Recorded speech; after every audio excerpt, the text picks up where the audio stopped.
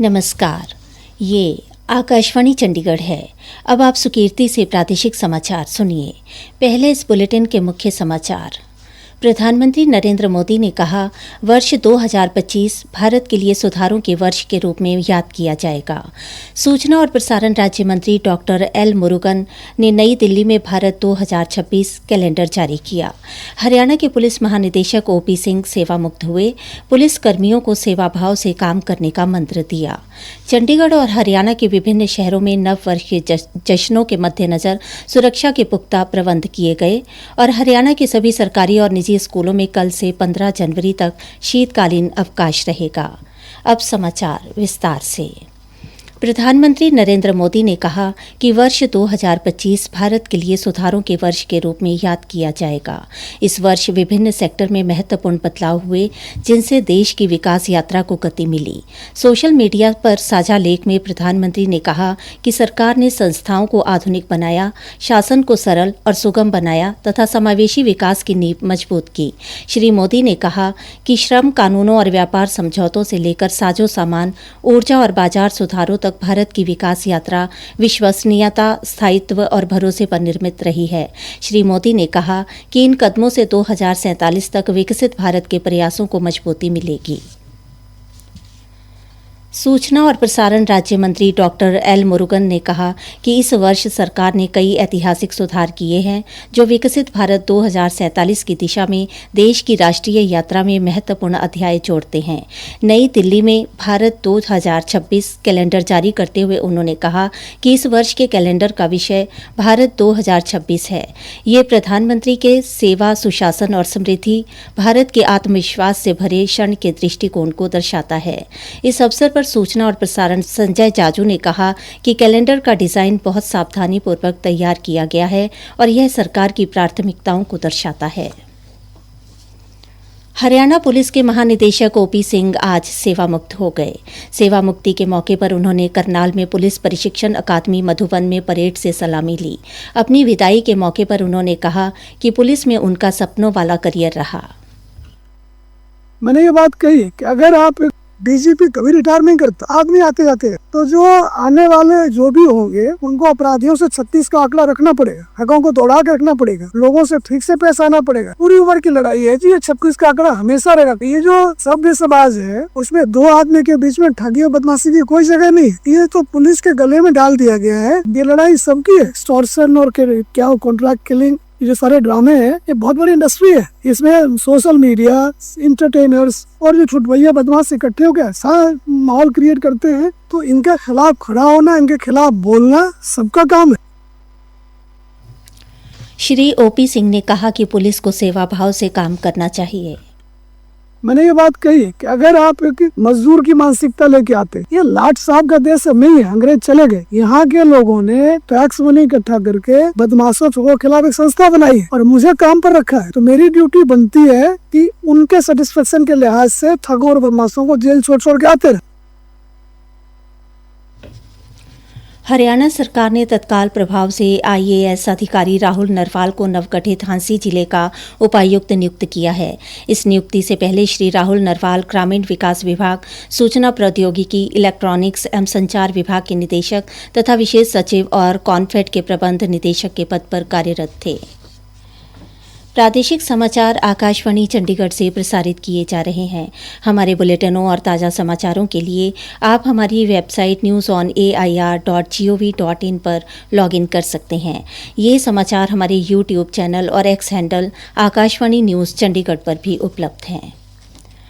आज नव वर्ष के जश्नों को देखते हुए चंडीगढ़ और हरियाणा के विभिन्न शहरों में सुरक्षा के पुख्ता प्रबंध किए गए हैं।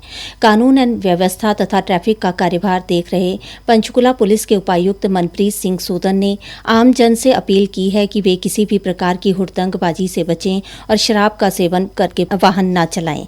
एक पत्रकार वार्ता को संबोधित करते हुए उन्होंने बताया, 500 से ज्यादा कर्मचारी हमारे पंचकुला पुलिस के आज शाम 6 बजे के बाद ही पेट्रोलिंग पे रहेंगे और जो भी भीड़ भड़ाके वाले इलाके या जहाँ पे भी कोई पार्टीज वगैरह हो रही है वहाँ पे हमारी पुलिस की रेगुलर प्रेजेंस रहेगी। और अराउंड 48 के करीब हमारे पंचकुला पुलिस की तरफ से जो ट्रैफिक के नाके हैं और कुछ जो लोकल पुलिस स्टेशन की तरफ से नाके हैं वो भी लगाए जा रहे हैं, जिनमें ड्रंक एंड ड्राइव के भी नाके हैं। और इसी के साथ साथ जो हमारी ERVs हैं, 19 ERVs हैं, PCRs हैं, राइडर्स हैं, वो भी सभी तैनात रहेंगी और अपने अपने एरियाज में रेगुलर पेट्रोलिंग। फरीदाबाद पुलिस ने भी नव वर्ष के आगमन के अवसर पर कानून व्यवस्था बनाए रखने के लिए व्यापक सुरक्षा व्यवस्था की है। पुलिस आयुक्त सत्येंद्र कुमार गुप्ता ने बताया कि जिले भर में 1500 से अधिक पुलिसकर्मियों की तैनाती की गई है।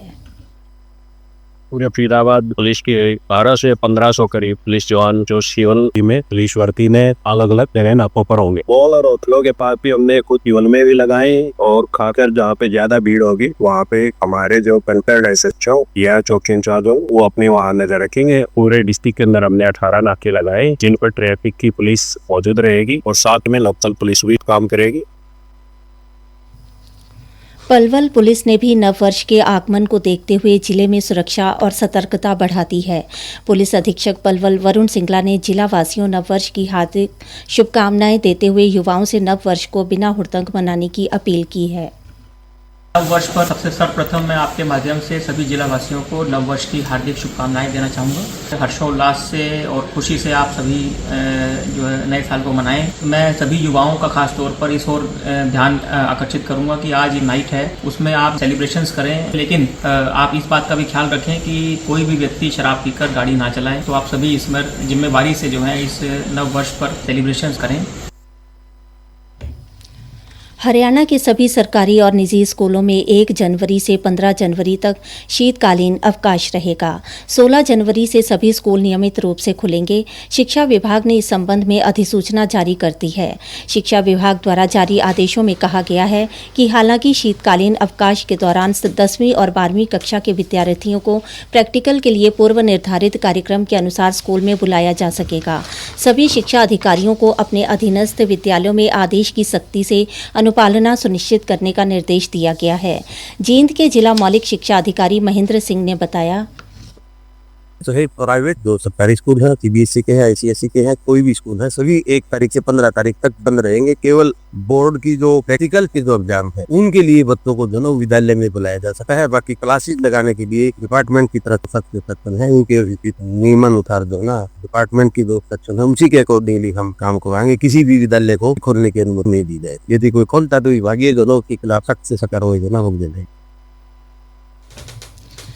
केंद्र सरकार के डिजिटल कृषि मिशन के तहत पलवल कृषि विभाग द्वारा जिले के सभी गांवों में शिविर लगाकर एग्री स्टैक पोर्टल पर किसानों का पंजीकरण किया जा रहा है।